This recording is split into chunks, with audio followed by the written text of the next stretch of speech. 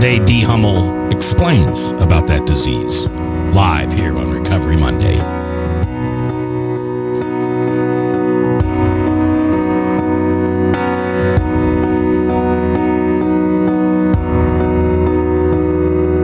Seems like all I could see was the struggle.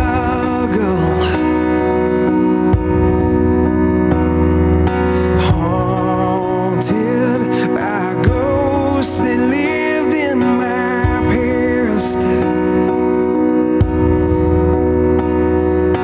Bound up in shackles of all my failures. Wondering how long is this gonna last? Then you look at this prisoner and say to me, son, stop fighting a fight that's already been won. And I am redeemed. It is the 10th day of June in the Lord's year 2013. I'm J. Michael McCoy, and this is Recovery Monday, brought to you by the good folks at Powell CDC. I'm J. Michael McCoy. When did I say? 1,124, 25, 26, 1,126 days, just for those of you that are counting. And Bob Montserrat, the cat in the hat, watching the chat, is in-house. If you're listening to this on the radio, welcome. If you're online, you'll notice there's a chat tab that you can click. Click on that, and you can join in a conversation with Bob. And if there's something you would like repeated on the air, just tell Bob. He's a good steward. He'll tell me what you want to say, and we'll get it on the air for you. And one of the nice things about having Bob Montserrat also is he's a forensic scientist, and he specializes in alcohol. Not consuming it, but understanding how it affects other people. And he has been called as an expert witness on alcohol and alcohol-related disease and death for 30 years? Yeah. More like 35 years. 35. I'm sorry, I cut you short. That's okay. And also my co-host, Lila Stafford from Powell CDC, is also in the house. And so, Lila, welcome there. Sorry, my phone was on... I'm glad that was your phone. I know. It was Bradshaw calling. So welcome. How are you? Okay. Good. Okay. And our special guest, D. Hummel, who has been sober how long? 37 years, be 38 in July. But you started drinking at 2? How sweet. No. Actually, I started drinking at 21. Wow. I actually didn't have a lot of anything to drink till then. Yeah. I was on my honeymoon. I was a little nervous, put it mildly. And it was very slow progression for me. Yeah. So. How long were you out there experimenting? I wasn't really out there. I was at home. I was one of these alcoholic housewives, but I didn't know it. Yeah. And it was after I started staying home, be a stay-at-home mother. It was just very slow. I would drink maybe just enough to feel a little bit high every day, and so it was a long time coming. Dr. Hoagland told me that was probably the sickest kind of drinking that you can do, because it does nobody can really catch you, and nobody knows for sure if there's something wrong, and you can hide it, and it does a number on your physical. How long was your drinking career? I'd say about 5 years. 5 years. Yeah. And would you drink it during different parts of the day, or would you wait until cocktail time? No, it's progressive. So I started just having, socially drinking and an occasional drink. And then I got to the point where I'd have a little bit of wine every day. And then it got to really bad, where I would drink after my husband came home. I would sneak drinks, and I would end up, I say, going to sleep, but the truth is we pass out. Yeah, we pass out. Right. I would like to say something. We don't wake up one morning and say, gee, I think I'll be an alcoholic and an addict and impress the daylights out of my friends and relatives. Yeah. What we do is we get this disease from somebody in our family. Yeah. And that's been proven. It's passed down genetically. It is. In fact, when I came into treatment, it was in 1975. And when I did ask them, I said, well, how did I get this? Well, actually, what I said was, I can't possibly be an alcoholic because I teach Sunday school. And they thought that was really funny.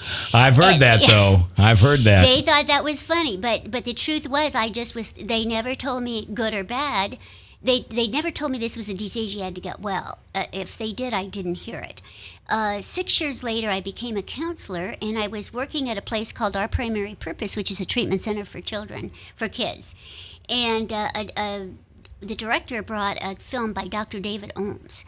And I remember seeing that and sitting there and crying as I watched it, because finally somebody told me how I got this disease. And indeed, I inherited it.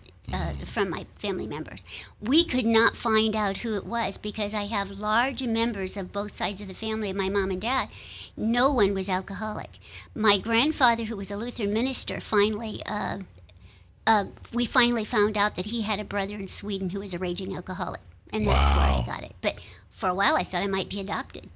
Yeah. Wow. That is amazing how you can trace it back and it can skip, generation. I always thought it was strange that I didn't begin drinking until I was 34 years old. Right. I grew up in the Hicks of Nebraska, down in southeast Nebraska, and they'd have beer kegers and we'd have kegers or whatever you want to call them. So I rode. Not me. I was always a designated driver all through college. I worked in a lot of bars because I DJ'd, and they'd bring me up one gin and tonic. And at the end of the night, there'd still be a little gin and tonic left in it. Oh, yeah. And Was then that because you didn't believe in it, or it just didn't interest you? Didn't interest me. I mean, my parents, my mom and dad, God love them, were daily drinkers. And alcohol was always open and available to me. And I never liked the taste. A little slow gin every once in a while was okay, but, it just wasn't a big deal to me. And then I had an emotional tragedy in 1994. And I decided I was going to drink. Absolutely. Yeah. Yep. It takes something that triggers that, but it's certainly something that we inherit. My parents were very social people. They entertained a lot, and never ever had more than two, ever. And so I'm sure they thought that they were extremely good role models for me. But again, I never drank until I was 21, and then it was very social for a long time. Was that because, no, it wasn't legal at 21. It was legal at 18, right? Right. So why 21? What happened at 21? Well, my father told me not to drink anything until I was 21 and married. And back then, good grief, if you weren't married by 21, then you were considered an old maid. Don't laugh, but that's what they called you. That's not why I got married, but the truth is that 21 was fairly old at that time to get married, and now it's very young. In fact, most kids don't do that. So you got married at 21, and your husband drank? He socially. Socially. My husband's what we call normie. A normie. He's a normie. Oh, I hate those normies. I know, aren't they Make me awful? mad. Don't Those understand self-respecting alcoholics. My husband quit for 10 years when I was in treatment. I mean, when I was in treatment, I said, I think he might have a problem, and of course he didn't. But we blamed someone else, and so they said, Mike, do you think you might have a problem? And he said, well, I don't know. Only normie people say that, you know. And so they said, well, then why don't you quit for 3 months, and if it bothers you, come back and tell us. He didn't quit for 3 months. He quit for 10 years just to support me. So when he'd go to Canada with the guys, he'd drink pop. People would say, gee, that's really great, Mike. And he said, I don't care whether I drink pop or beer or whatever. Yeah, right. And so he's been very supportive. 10 years later, we were at the Racket Club, and he said, do you care if I have a beer because I'm really thirsty? And I said, oh, no, and I hated beer, so that's not the point. He ordered this tall, frothy beer, drank my 7-Up, took 2 sips out of the beer, and said, are you ready to go? That's when you can tell you've got a normie. Yeah. They leave it there. Yeah. I looked at him and said, are you not going to finish this? And he said, no, it didn't taste that good. I wanted to hit him with it. And, that's crazy. I would never do anything like that. But, it's my thinking after 10 years was different than somebody that was normal. I think it's interesting. Dee Hummel is our guest today, and she's a counselor at Powell CDC. I think it's really important for the audience to hear this, that just because someone has even a daily drink, it doesn't mean they're alcoholic. No. It doesn't mean that. I was sitting with some buddies at lunch on Friday. A group of us get together, have for 10, 12 years. And we were talking about this disease. And one of the guys who drinks a lot says there's just a line that I know in my head that when I get there and I begin to feel this way, I stop. And I thought, I got that same line.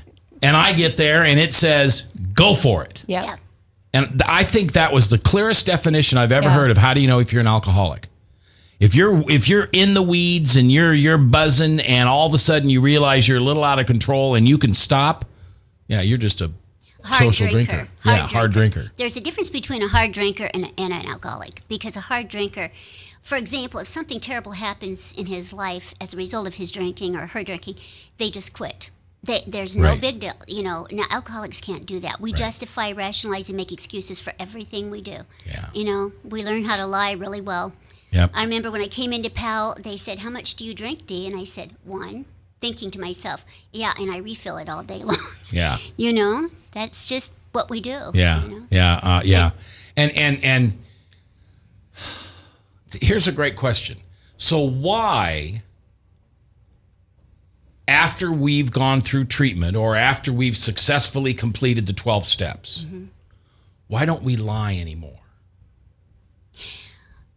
I don't know that anybody successfully completes the 12 steps. You continue to work them, but Okay. I hear what you're saying to Yeah. me. Yeah, you mean you get through them and redo them.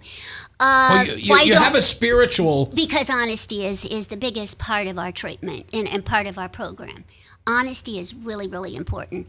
I was very honest. I have a before, during, and after type of thing. Before, I was very, very honest. The values were very important to me. I majored in cheerleading and homecoming queen. I joke about that. And I was so grateful that I returned to college because I found out that I actually had a brain, and that's very important. I think that what we do is we lie because it's how we survive this disease, and it's part of the symptom of the disease. Lying is the symptom of the disease. We just do because we get so sick. We honestly believe the lies that we tell you. So that when we lie to a person, we honestly believe what we're telling them, and that's why we do it so well. Dee, does it have anything to do with not wanting to be rejected? So I tell you what you want to hear? Oh, absolutely. Because if we do that, then we keep you away from focusing on our drinking. Yeah. Sure. We try to please people, and we try to do, and except when we're drinking, and then we might fight, or we have a different personality. I think there are a lot of people who still lie that are working a program. Oh yeah. And because it's just so much a part of who they were before, it's more habit. They just feel guilty about it. Where before they didn't have a conscience about it. Yeah. But is it a I don't know if I'm going to define this right, but to me there's two lies. Mac, did you wash your hands before dinner? And I say, yes, Mom. Okay, that's one kind of lie. But the other lie is, man, I was walking down the street and this pretty little girl over across the street whistled at me and waved her hand at me and said, how are you good looking?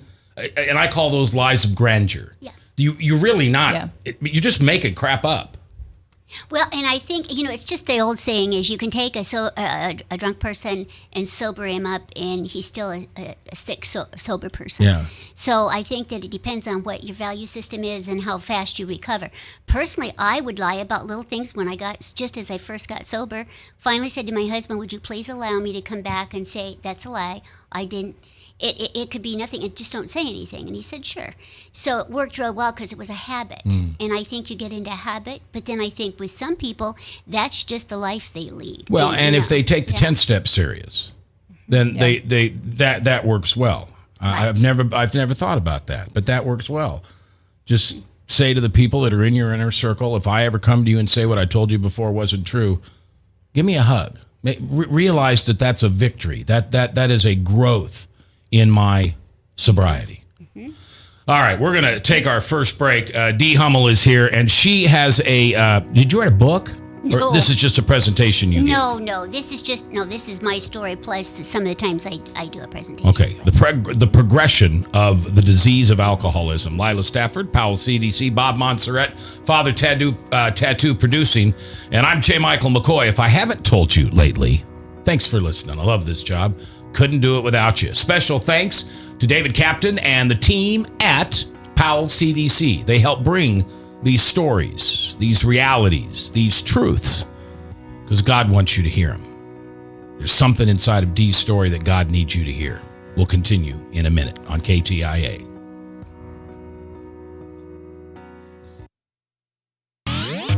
from the RE/MAX Real Estate Concept Studios, this is Webcast One Live. If Tom Coates from Consumer Credit of America was your personal webmaster, Tom would filter out all bad debt emails. If Tom was your mailman, you'd never get any debt reduction junk mail. If Tom Coates was a lineman, he'd block any phone calls offering to reduce your credit card debt. Hi, I'm Tom Coates with Credit of America, and we're still your best choice for credit counseling.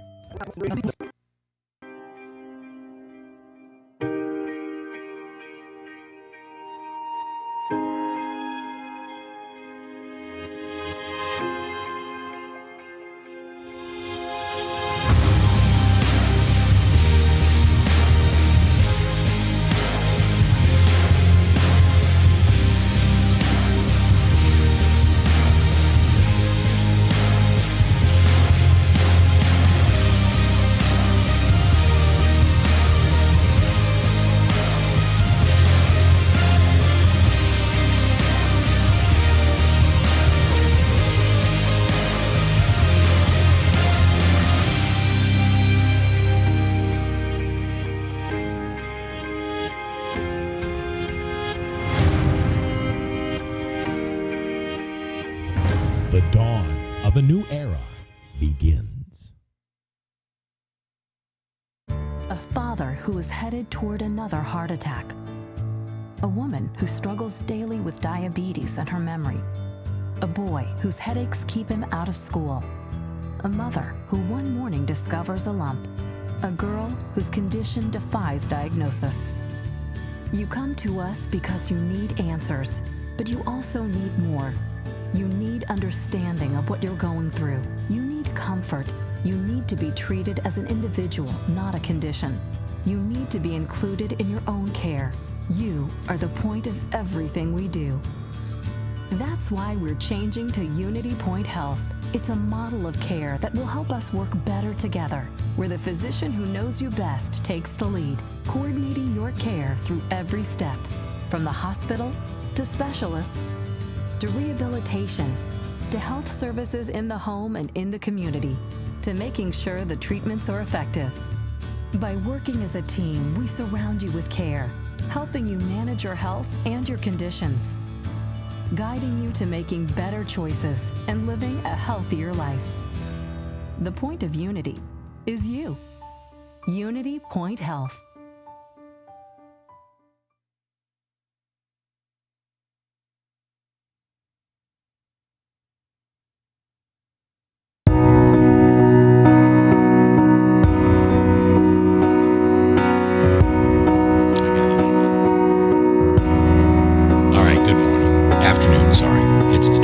June in the Lord's year 2013. I'm J. Michael McCoy.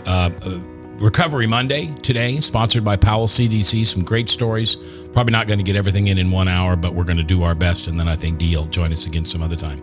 I do want to tell you folks who have been longtime regular listeners of mine, for years and years I had a guy by the name of Army Brad who would call into the radio program, and he was a staunch conservative and obviously a patriot.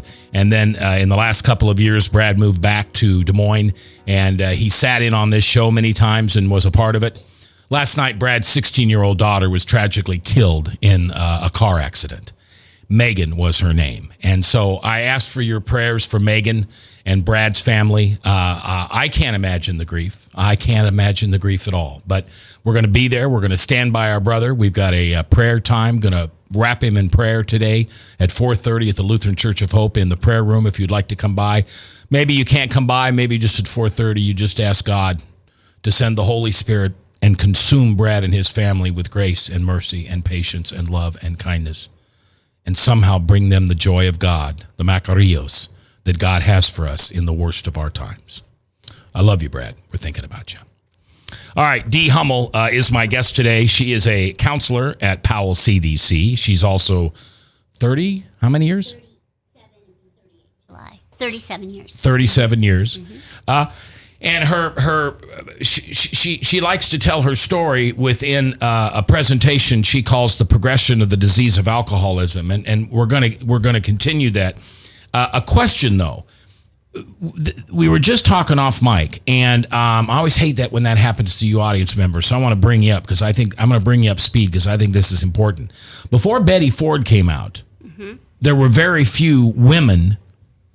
No, I don't want to say there were women who were alcoholics because there were tons of women who were alcoholics. But what? It wasn't accepted in society? No, not at all. In fact, I think that's why I hid it for so long, is because honestly, back in 75, it was, 74 and 75 was when I was really in the worst part of my disease. I truly did not know that there was treatment or that there was AA. And because I was very, secluded in a way in the drinking, I thought for sure I was going to die and everybody would not know that I was, probably somebody evil because I had this disease. How I discovered it, I don't want to make this a long story, but I was drinking. I sideswiped a black van. My husband, who was he's a wonderful man, didn't realize he was enabling me. He caught on real fast after I got into treatment, but said, "I'll take care of it, honey." And but it was quite a bit of money. So that next morning, I decided that I was going to quit. That was it. So I poured the vodka down the sink. I wasn't going to drink anymore, and I'd done that before, but this time I was serious. I was waiting for my little girl to come home from school. I put my son down for a nap. All of a sudden, my arm shot up. I was walking around in a circle screaming, and my face was just shattering. And the worst part of that was I was sitting in a corner watching myself, and just absolutely petrified me. It scared me. I didn't know what it was. I called my neighbor, who was a good friend. She came over, got my husband out of a board meeting. He came home. But in the meantime, while I was waiting for him to come, I found a little bit in a bottle that I, had hidden, and drank that, and I felt better, and I realized I couldn't quit. So the hardest thing I've ever done is sit across the table from him and say to him, because I just thought for sure he'd say, "Okay, I'll take your children and leave," but he isn't like that. But I finally said to him, "I just don't know what to do. I can't quit drinking." And I didn't know there was treatment or AA. He said, "Honey, I've been doing some research," and he said there's a place called Powell. And anyway, it was about 2 years old, not quite. And they said if we come up, they probably could get you in. So I called, and they said, "Sure, come right on up."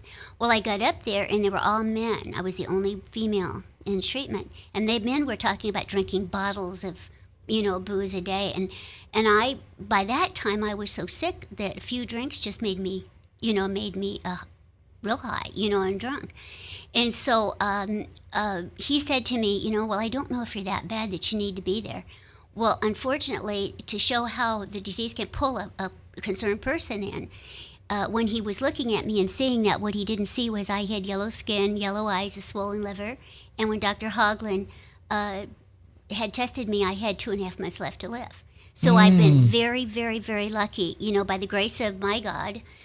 He obviously had something for me to do in life. And I've been very, very blessed. Very, very blessed. Anyway, Doc said it was just really unusual for my liver to come back that fast. So Dee, when you went to meetings back then, were there very many women at meetings? There were no women. If they were very sparse, and they were throughout the Des Moines area. So many, many, many times I was the only female at a meeting. Okay, help me understand why it was socially unacceptable. Okay. Because men could be alcoholics. Absolutely, they were good old boys. In fact, I remember the first conference I went to. There was a gentleman there who said, "Ladies," and he was a judge, Judge Glanton, who talked, said, "I hate to say this, but this was back in 76 or 77. He said, "I hate to say this, ladies, but if you have a guy come into court and he's drunk as a result of, has caused something illegal because he was drunk, the court will say, well, he was just feeling his oats and he was drunk. If a woman comes in and does the same thing, she will absolutely be found guilty because she's a mother, a grandmother, and she shouldn't be doing that kind of thing."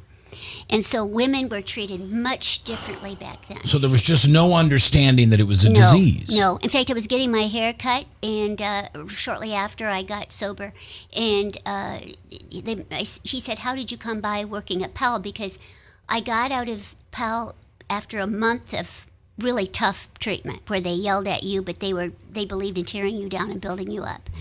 But as I got out that night, they called me that night and said, come back and work as part-time secretary. So I did the newsletter, worked as a part-time secretary, and started a children's feelings group, which was another Started story. a children's feelings group, kind of an Al-Anon for kids. Yeah, it just was a children's feelings group, 5 to 12. Okay. And they were just amazing, but that's a whole nother, Yeah. Mm-hmm.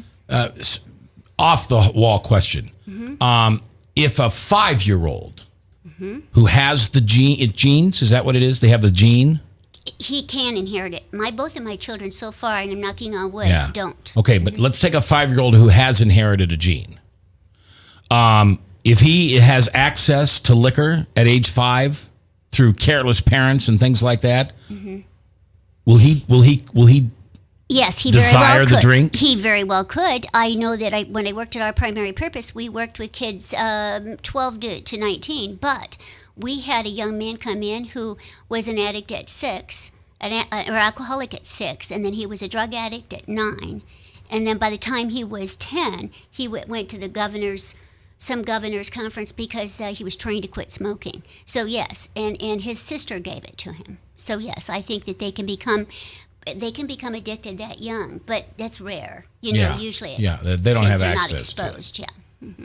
I don't know though anymore with sometimes with the meth that's available and things like that with some of the Well, if there's one thing I think we've done a pretty good job of, and I'm a big supporter of MAD, and I was a big supporter of them before I quit drinking, because I saw the devastation that could happen firsthand through restaurants and things, where you'd have a police officer come into you in the morning and say, "Yeah, I'm looking for the bartender that was here last night between 9 and 11."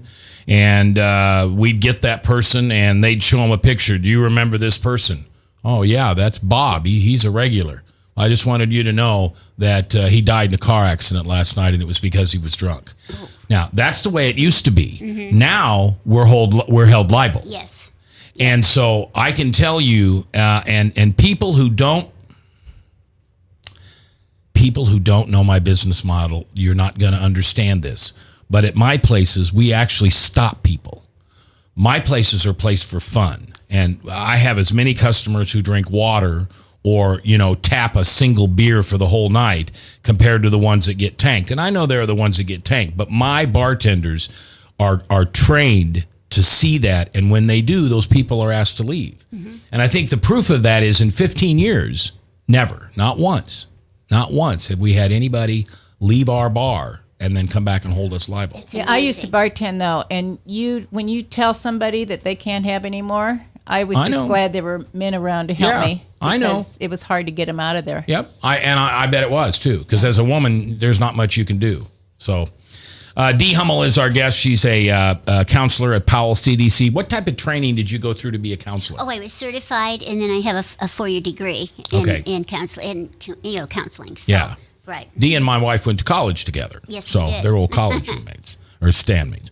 All right. The progression of the disease of alcoholism. Continue. Oh, okay. I was very, very fortunate because I worked at Powell, and even though it was part-time, and that was what I needed. And I started going to 12-step meetings. To this day, I don't, of course, I'm a really huge proponent of attending 12-step meetings and getting a sponsor because it saves people's lives. Forever, it seems like when I was, staying sober, I would ask some of my 12-step brothers what happened because they'd relapse.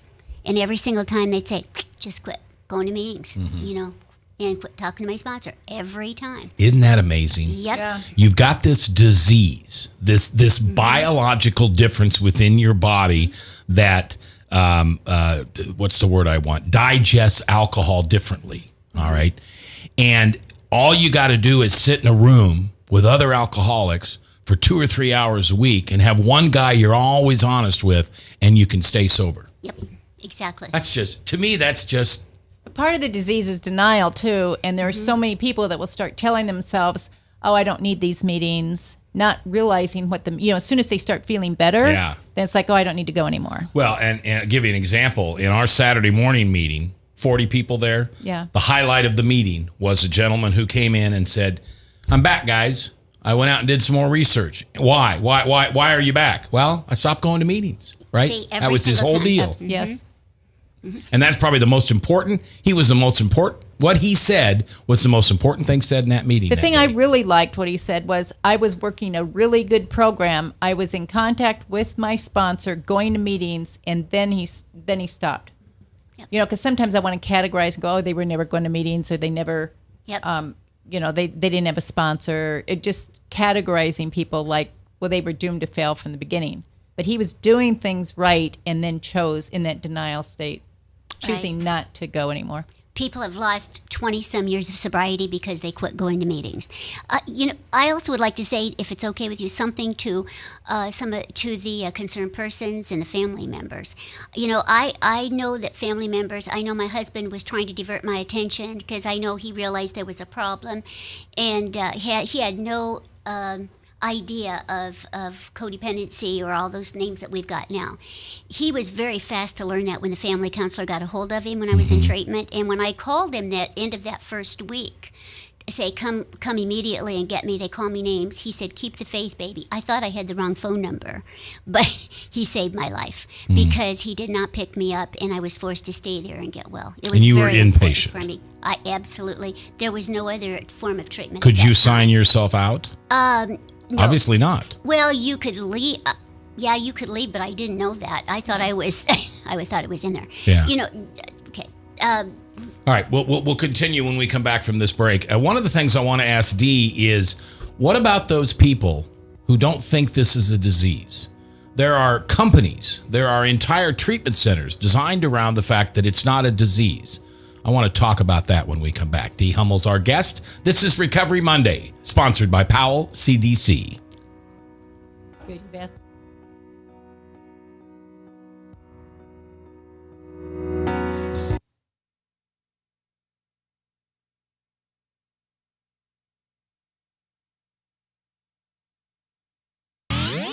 From the RE/MAX Real Estate Concept Studios, this is Webcast One Live.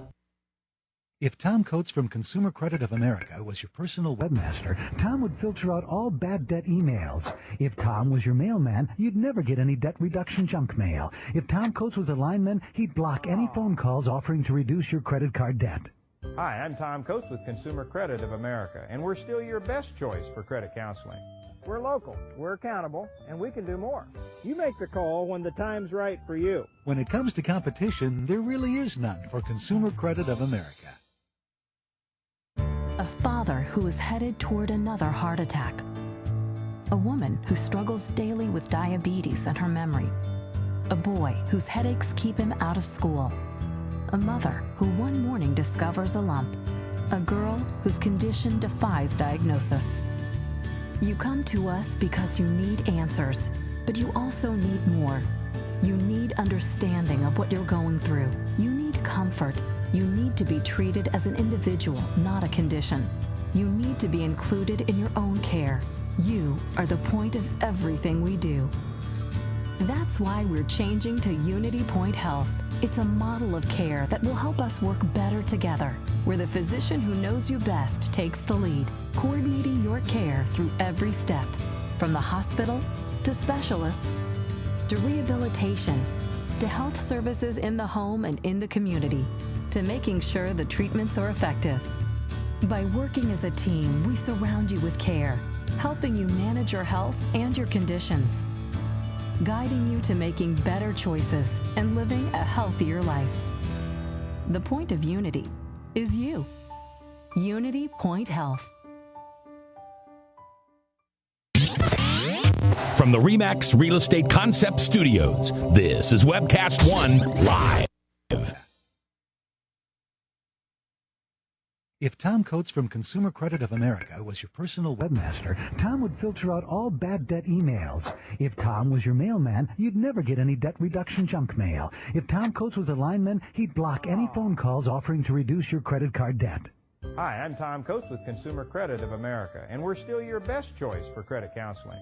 We're local, we're accountable, and we can do more. You make the call when the time's right for you. When it comes to competition, there really is none for Consumer Credit of America. From the RE/MAX Real Estate Concept Studios, this is Webcast One Live.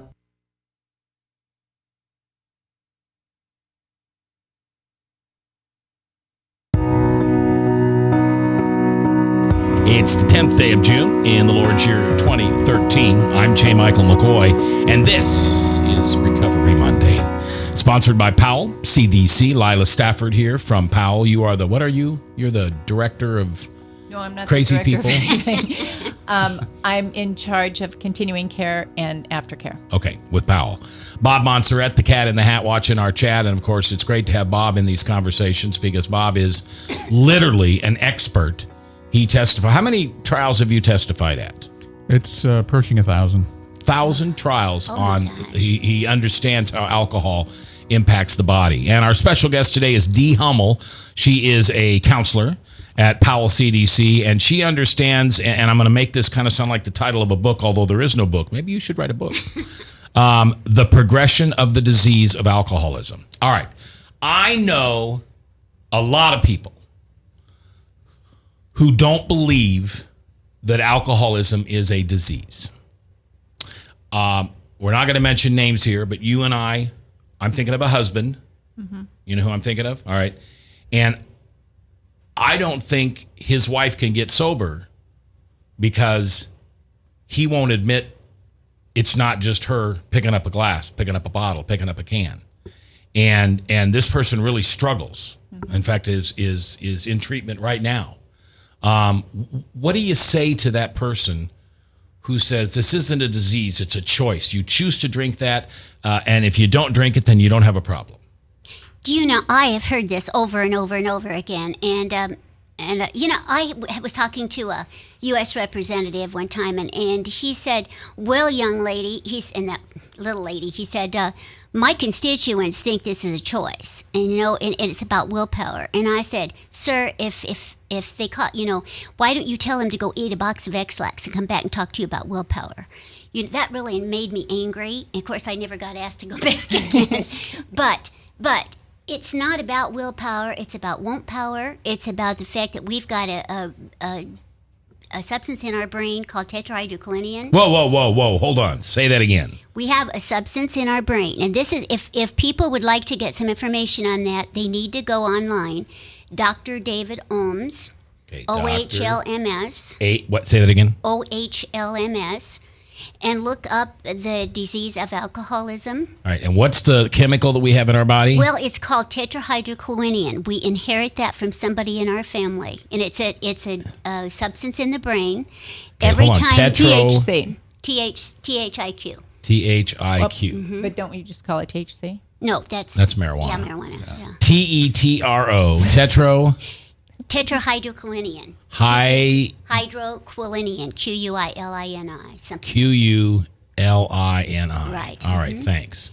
And every time, this Dr. David Ohms says, every time that we drink, part of the alcohol goes up in that part of our brain. And combined with that substance in our brain, it becomes a heroin-like substance. And that's, every time we drink, it becomes stronger. And that's what causes our addiction. Now, this is a theory that he has, but ever since I've been a counselor, which has been over 30 years, that has proven true over and over and over again. Because we have people come back in and they relapse, and I say, what happened? They said, well, I just quit going to meetings. They always say that. And then they say, it's amazing, Dee, I just picked up where I left off. Mm-hmm. And because we get sicker, well, that makes sense because they still have that substance in the brain. And I know that after 37 years of sobriety, I decide not to go to meetings where my program, I could easily have that happen. I would pick up where I left off, and if I did that, I would die. Mm-hmm. So I guess I don't have that big of an option. Yeah, and one of the reasons that I do this program, and I certainly have my opponents when it comes to doing this type of program. They say it's way too raw, way too exposed, but I really do it for the family. Yes. I do it for that mother who wonders whether her child drinks too much. I do it for that husband who's got that wife. I do it for that board member who's worried about somebody else on the board, or the preacher, the pastor. Mm-hmm. I mean, 10% of people have an alcohol problem. Mm-hmm. And those are preachers, teachers, lawyers, doctors, You know, it doesn't just hit the guys that live under the bridge with the brown bags. No. And it doesn't just hit the high-end people who can stay at home and have hot toddies all day long. That's why I do this program. It's a great equalizer. It's a great equalizer. In fact, it chooses all walks of life. Yes. So, Yeah, I like that saying that while you're in here in this meeting, your disease is out there doing push-ups, waiting for you to just slip and want to slip just one more minute. Cunning, baffling, and powerful. Yeah. Very, very patient. There's a gal in one of our groups who's getting married this weekend. And I remember in one meeting not too long ago, she just spouted out, I'm going to drink today. And the women of this program gathered around her and cradled her for 24 hours until her urge was gone. That was very powerful. Yeah, I remember it was. that. It was incredibly powerful. And now to know that a couple years later, she is her whole life's different. Yes. Because of this. We got to bring her on. She would be a great guest. But I was only sober, I don't think it was a year yet, when she said this.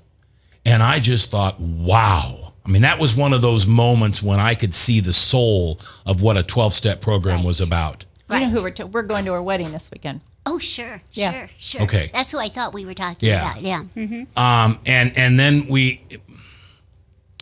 I know I can't do this, but I really wish, and I won't do this, but I really wish I could webcast a 12-step meeting.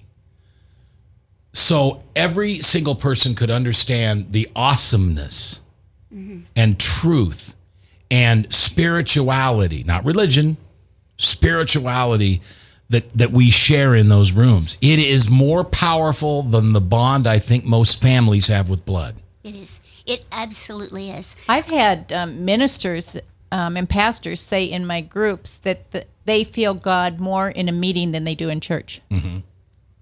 You know, the bishop... Pastor Richard is just a huge fan of 12-step programs. Sorry about that. The bishop of the Lutheran Church said to me, I said to him one time, because he was our pastor for a while, I said, I can't come in the summer because that's when my meeting is.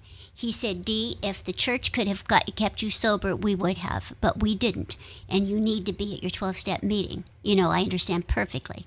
And then they had a Saturday night meeting came up, and that makes a huge difference if you've got that support. Because when I was very sick, didn't know where to turn, I remember calling a pastor that we had a long time ago, and said, I think I might have a problem with alcohol. And his response was, I can't help you with that, and he hung up. Yeah, but that's because back in 75, well, I was actually 74, they had no concept of the disease, and women just didn't have it, you know.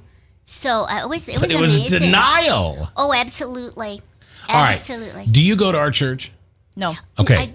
A different Lutheran church. Okay. Mm-hmm. Don't you think this addiction thing is out front and center at our church? Absolutely. Yeah, I do. Now, maybe it's just because I drive a green Volkswagen that I notice green Volkswagens. But it just seems to me at Lutheran Church of Hope, we've got Celebrate Recovery. We've got 3 12-step meetings. We've got Al-Anon meetings. We've got kids. But our pastor talks to many times in his sermons, he's talking about addicts or alcoholics. So have you seen the sermon with the chains? When he walks on this where he walks, and he's got chains, but these are like boat chains. These are not little chains. He's got like 100 pounds of chains. Yes. And he'll walk and he'll name something, alcohol, and he'll put that chain on. Wow. And it was that sermon that almost broke me, and I broke then a week later. Whoa. That sermon just nailed me. Mm-hmm. Nailed me. That's amazing. Yeah. That's amazing. I had to find that for you, Dee, and just get that for you sometime on the tube, because first of all, the guy's 6'5". Yeah, he's big. Strong, and so you don't think much of these chains, but then you realize that these are real chains. These are not plastic or, this is incredible. But the nice thing is he's not an alcoholic, but he really respects alcoholics. Yeah. That's what I like about it, because everyone that goes there feels comfortable.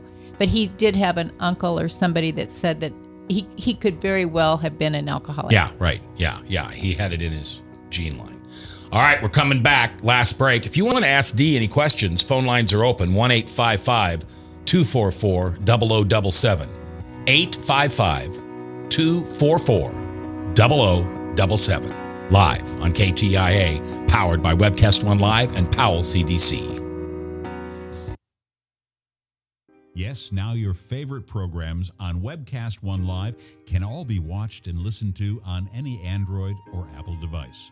Your phone, tablet, or iPad. Yes, your favorite shows on Webcast One Live are available live or on podcast wherever you go. Let me introduce to you some of our great shows.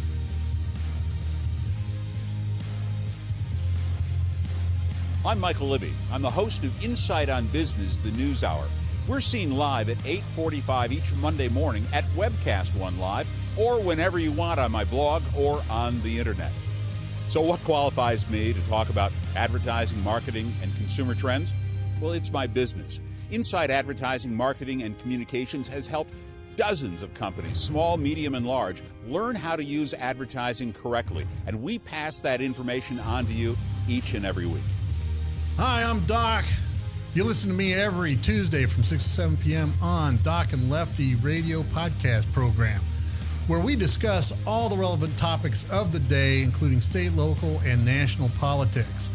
My partner in crime, Lefty, often likes to have a little bit of conservative justice served upon him. So please turn in for the fireworks every week from 6 to 7 p.m. on Tuesdays at webcastonelive.com. Thank you. So when you want to watch your favorite Webcast One program, remember, there's an app for that.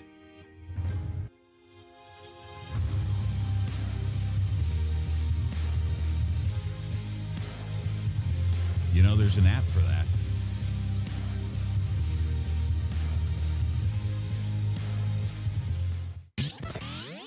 From the RE/MAX Real Estate Concept Studios, this is Webcast One Live. 10 before the top, Salem Radio Network News, followed by Michael Mudloff from Westkirk Presbyterian Church and True Blue, 10th day of June. All right, I want you to mark something on your calendar. July 10th. July 10th is going to be a special day for Testify. That's the meeting that we have the first Monday of each, or first Wednesday of each month at Incredible Pizza. A man by the name of, and I'm looking it up here just to make sure I say it correctly, a man by the name of Garland Scott will be our speaker in person. He is the former White House liaison to President Bush and President Obama for the Faith Initiative. This can be fascinating to talk about how the government and faith is wrestled with in Washington between the president and the liaison of God. I know that's a little heavy, but that's kind of who he is. He's God's liaison in the government. Anyway, July 10th, write it down, 11:30 to 1, will be live at Incredible Pizza. I'm also going to try to get him on this program, but I don't know with his schedule whether I can. All right, Dee Hummel is our guest. She's with Powell CDC. Lila Stafford in the house, also with Powell CDC. Bob Montserrat, the Cat in the Hat, who has, he's a forensic scientist, and he has testified in over 1,000 cases. His expertise? Alcohol. And Father Tattoo is our producer today. I'm J. Michael McCoy. Okay, we've got just a few minutes left. What's the most important thing an enabler needs to know? They need to let go. Very, very quickly. We think it's wonderful that you're a cheerleader and that you're involved in treatment, but you can be the best wife, the best husband, the best whatever, or the worst. It doesn't make any difference. We inherited this disease from somebody in our family, and you did not cause it.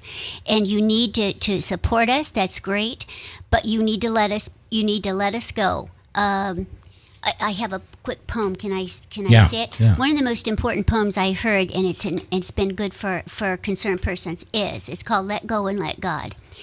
As children often bring to us their broken toys to mend, I brought my broken dreams to God because He was my friend. But then instead of leaving Him in peace to work alone, I hung around and tried to help in ways that were my own. When I got upset and finally cried, "How could you be so slow?" He said, "My child, what could I do? You never did let go." Thank you. That's powerful. What about, I'm going to ask a tough question here. Lila, you may want to step in for a second. What about the spouse whose spouse is trying and they're failing? They've had stretches. Maybe they've been years of stretches, but there's a failing. Should that spouse leave that spouse? I mean, that adage, if you take one more drink, I will leave you. Well, that's up to the couple. I did say that to my husband. I just said, if you're going to, because I knew what I needed, and I couldn't be around somebody that was drinking, because both of us were drinking too much. So that was. But you quit first. I quit first, and then when I found out he lied to me, then I just said, well, actually, when we both quit, I said, if you ever drink again, I'm out of here. And I meant it, and he knew that. That's why he lied for 4 years. But I just, I think it's up to each individual couple. I don't think you can say you have to leave. But I think counseling really needs to take place with couples. Because somebody is a caretaker, that's coming from their heart, and they don't. That's where that's how they feel good about themselves. They don't know how to let go. And I want to say something else to married couples out there. With one of you are alcoholic, or you're going to choose to drink, or you're going to choose to quit. And Dee, tell me if you find this often. In my personal experience, and I can only speak for myself, our marriage got more difficult about 6 or 9 months into my sobriety, because my wife didn't know how to live with a sober person. Right. Yes. Yeah, and I remember sitting down with a buddy of mine at a coffee shop and say, I don't think my marriage is going to make it, and I flippin' got sober. And he said, yeah, about half of them don't. There's a lot of single people in 12-step programs. But why? We went to counseling, and actually the guy got a divorce three times after we'd been there. But anyway, he did us a favor though. He talked about the need to make changes. Now, when I got out of treatment, the counselors at Palace said to my husband, "You need to make changes in your marriage and in the way you react to Dee," and that because he was very protective, and because otherwise your marriage won't make it. We are sending back a totally different lady. And they had taught me to be assertive and that type of thing. The truth was, I have always been assertive in a sense, but as an alcoholic, you played the role so that he'd take care of you. We kind of do that to them. We put a number on him. I remember saying to him, all of the women, the few women that came in, their men would leave them, and we just celebrated 50 years in February. 50 years of marriage. Congratulations! Thank you. And but I said to him as I got out, "Why did you not leave me?" Everybody said that's what should. He said, "Dee," he said, "You were trying to be a good mother. You were involved in different things." He said, "I just saw you getting sicker, and I married you in sickness and in health." I thought that was really nice, but the truth was, I know that if I had gone back out and relapsed, or if I had decided to drink again, then he would not have stayed in the marriage. But as a result, we both made some changes and were able to do that. It was difficult. I agree with you. You have to know the person sober. Can an alcoholic learn to drink responsibly? Never. Never. That is such a lie, and what really upsets me is that people are going to be dying as a result of that comment. Yeah. My husband has diabetes. They said to him, we have to exercise, diet, and take your medication, and you can live a long, happy life. They said to me, "Dee, you've got to get to meetings, get a sponsor, work the steps, and don't drink. And if you do that, you can have a long, happy life." Wow.